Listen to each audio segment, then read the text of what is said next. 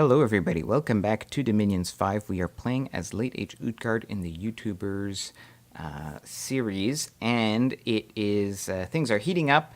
It is turn 38, and we've got some diplomacy. So Miklin says, so here he is responding. Last turn we heard from Ulm that Ulm had won a great victory on his capital and had destroyed a lot of the armies of Miklin, and then Miklin is saying that, well, actually, he killed Ulm's god, and so basically Miklin is doing some counter-propaganda here. Then he is saying, we're attacking you. And then you might find your armies better off taking 80. Where's 80? Like, was that a mistell? Oh, yeah. Well, maybe he's telling me. I mean, obviously, I am planning to do that. I'm not sure what that was in reference to. Messenger from Cetis. Cetis is saying that Pythium is close to winning, which we know.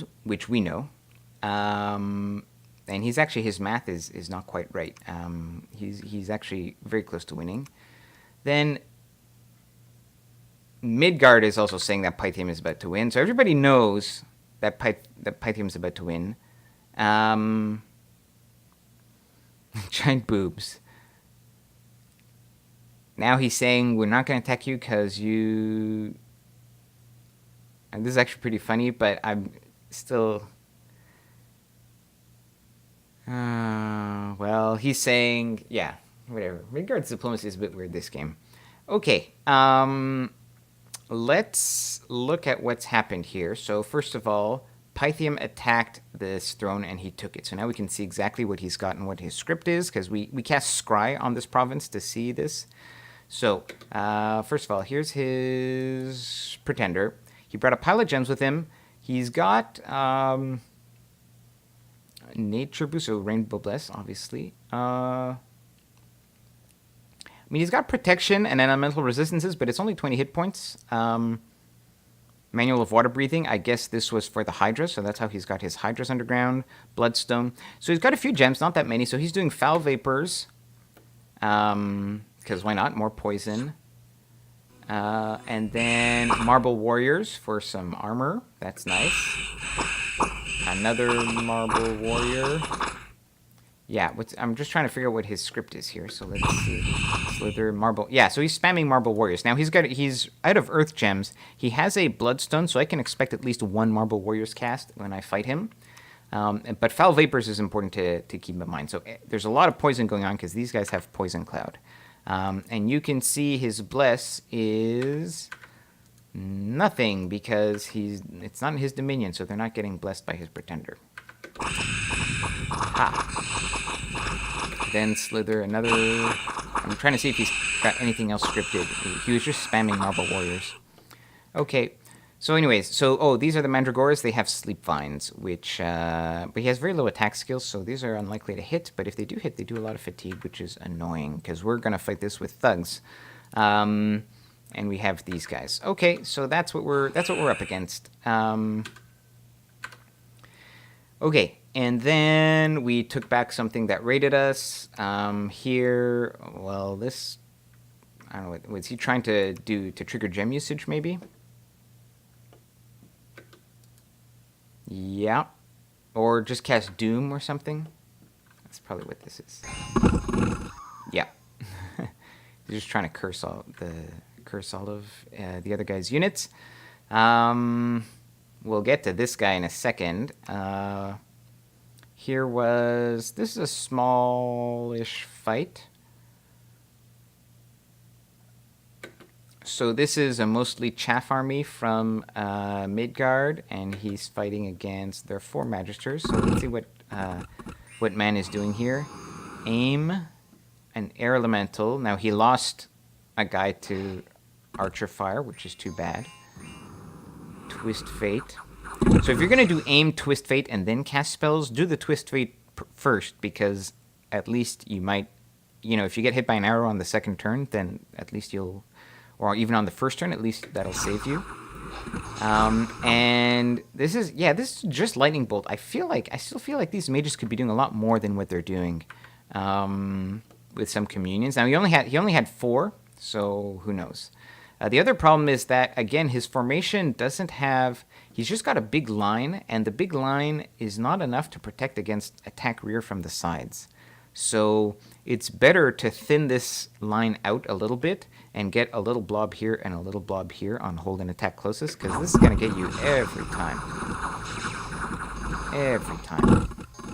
Now, I don't know if he could have won this fight anyways, because I think this is pretty overwhelming. Like, skin shifters are pretty nasty, so I don't know if he could have.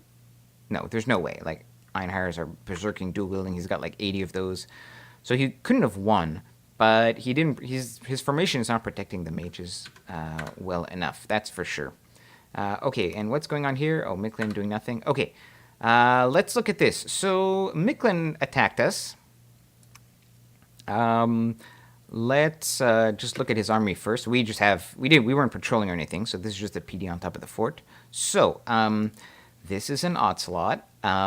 It has 3 attacks that natively, without anything, do 18, 16, 16. They're demons, so you can do Bloodlust to increase their strength, so they hit even harder, and they take a bless. And they're flying. So let's just look at them once they're blessed. Let's see. Yeah, those guys were just on attack rear.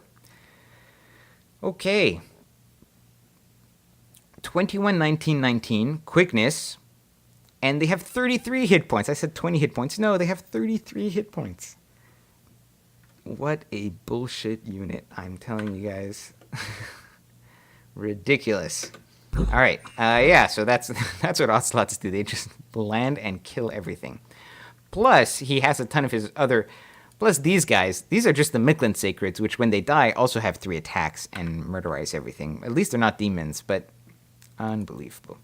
No, but this is what we expected from Micklin. This is how you play Micklin, so this is not like a surprise. Now, importantly, let's actually look at the mages to see what he's brought in terms of mage support here. So he's got an Astral Blood... dude here. There's a turkey which has some nature. I guess maybe this might be... Right now it's doing... Gem usage wasn't triggered because it was only PD, but I assume this could be like mass protection or something like that. We've got this guy looks like he's probably doing Yeah, he's the H3, so he's the Divine Blessing guy. And is that it? There are blood slaves here.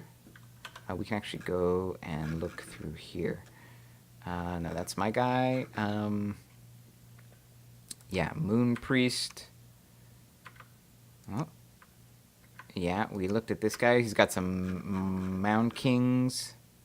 The Priest King, he's got a Nature Blood that I didn't see, who's also got some things. So maybe he's got some nature... A few nature spells. I don't know what he has besides mass protection. Maybe some swarms. I'm not sure what else he'll be casting. So yeah, that's what he's got. All right. So a few things. First of all, this is 1 turn early. So he said he was going to attack me in 3 turns. Now, I'm pretty sure that means the attack should have been... Because if you remember correctly, I think we calculated that it should be turn 39, right? That we got the attacks, because let's see, we received the message on turn 36. So that means that if it was, yeah, we did this a few episodes ago. So he should be attacking me on turn 39, not on turn 38. Now, in a way, it doesn't change things, because... I had decided already last turn that I was not going to bring a ton of other giants here. And so 1 extra turn wouldn't have... Like, it doesn't change what I actually decided to do. But it would... But... So in other words, the fundamental problem here is that I'm trying to pull off a miracle.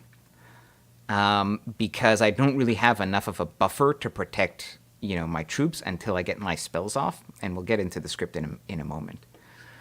But Dominions is a game where it's entirely possible to pull off miracles by, there are a lot of shenanigans that you can pull off. So one thing I've done, for example, is I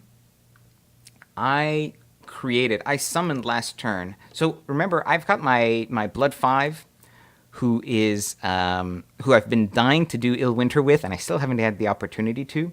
So last turn he created a Succubus, and I was hoping. So he's attacked me this turn.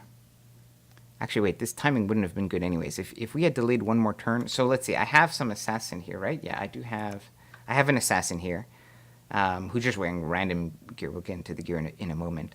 But if I had assassins in here this turn, then they could attack and potentially kill off his commanders, right?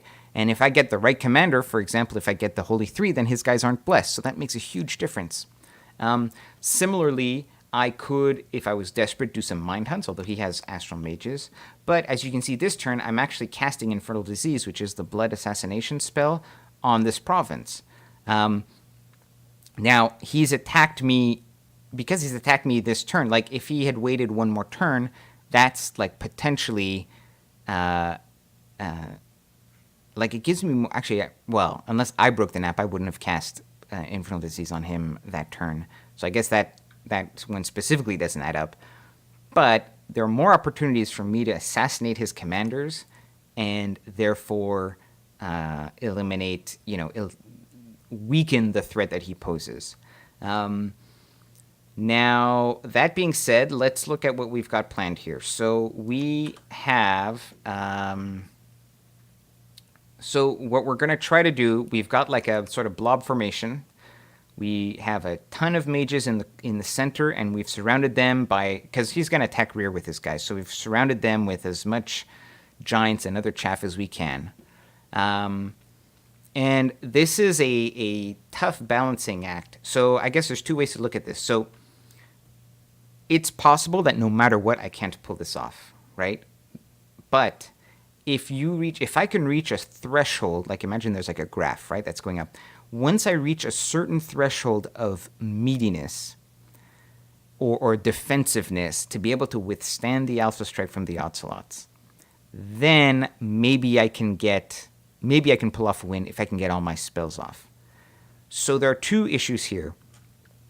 If I devote too many resources to the defense, then I don't get the offense on time early enough, right? And the offense here are my spells like Grip of Winter and Rigor Mortis, and I'm bringing my Monolith is going to teleport in, and the Monolith is doing Curse of Stones. So, and Skeleton Spam, right? So all of those spells is the offense, right? And I need to get those off as soon as possible, because the sooner I get it off, the sooner his guys will stop attacking because they'll get tired. Similarly, with these mages, there's going to be Light of the Northern Star, and it's going to be Stellar Cascades, right? So fatigue attacks, that's what we're doing. So if I was doing Stellar Cascades from turn 2, which I could do, right? Then that's getting the offense on sooner. However, I need my guys to be alive to cast this. And so I have to balance that with doing defensive things to get me enough time to start doing the offense. And here, the only thing I can do... So one thing I'm trying to do is I'm trying to use Body Ethereal, because his guys don't have... he doesn't have magic weapons as part of the Bless. So Body Ethereal is actually going to be very useful here. And the other thing is we're doing some... turn 1 Horde of Skeletons to just give an extra little buffer. So instead of doing Communion Master right away, I'm doing Horde of Skeletons so that when the Ocelots land, they land on skeletons instead of the giants, right? It's not much, but we're trying. Now, another issue here is, like, I could have, and maybe I should have, but all of these mages, I could have put, like, nature gems on them and have them do Swarm. However, Swarm is 100 fatigue, so if I do Swarm, they're out of it for the rest. That's all they can do, because I'm going to put up Rigor Mortis. And they're not going to... And because it's cold, and they don't have built-in cold resistance. So they are going to be, if I do Swarm, they're going to be fatigued out and they'll never recover to do any other spell. So that's a typical, that's like a classic dilemma, right? If I do Swarm with, let's say 4 of these guys do Swarm, that puts a bunch of bugs on the field. Maybe those bugs slow down the Ocelots enough to let my offense come online. But those 4 guys are now out of the picture. So that's like 4 fewer mages that are not doing Body Ethereals or Stellar Cascades or whatever else they were going to do. So in the end, I decide not to have these mages do Swarms. But that could have been an option, right? That was another thing to that you have to balance. I'm not super hopeful for this fight, but you never know. It's hard to tell. I mean, Ocelots are absolutely insane. A lot depends on how the assassination goes with the infernal,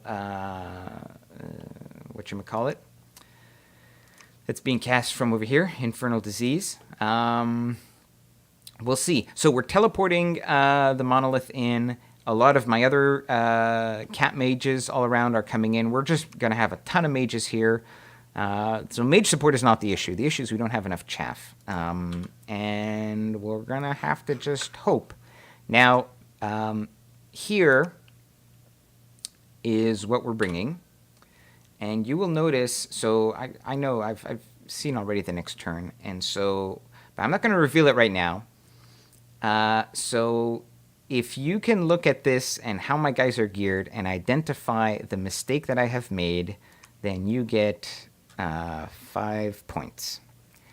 I don't know what the points are for, but you get 5 of them. So all these guys, it's basically the thugs from before, but they have rings of water breathing, right? Now, we saw foul vapors, and these guys have poison clouds. So we have a fluffer here. She's coming in, and she's doing poison ward. So that's like a small, that's like a local area poison resist buff. So that's good. And then we also have another buffer here who's going to do friendly currents on everybody because that's nice. And then a bunch of thugs who are just going to, they've all got vine shields, so they'll be fine. So look again at what they're wearing. And if you can spot the mistake, then good for you. Now, actually, let's see if I can give you guys some more hints. So, yeah. So this is a good hint. These are items that I have left. And earlier in the turn, I also showed where are my other items? I've got like an item here. So I'm just gonna show you this, and I think I've hinted at this strongly enough. This is part of what happens in Dominions is this is a very big turn because I had to spend a lot of time thinking about how I was going to deal with this issue as well as how I was going to deal with this issue, and I had the plans. I had everything planned out in my mind, and we forgot something very important. And if you guys see what it is, then good on you. All right, that's pretty much it for this turn. We have to win this fight, otherwise the game ends, assuming that Pythium is taking this throne here. It's a risk, so we have to do that. If we lose this, we're not it'll be unfortunate, but Miglin isn't going to keep fighting us here because it's a waste of time for him. We still get this throne, and we still get this throne. So that gives us 1, 2, 3, 4. 4 points might be enough for us to win. So we'll see. This is really hard to predict. So keep your fingers crossed, and I'll see you guys in the next episode. Take care.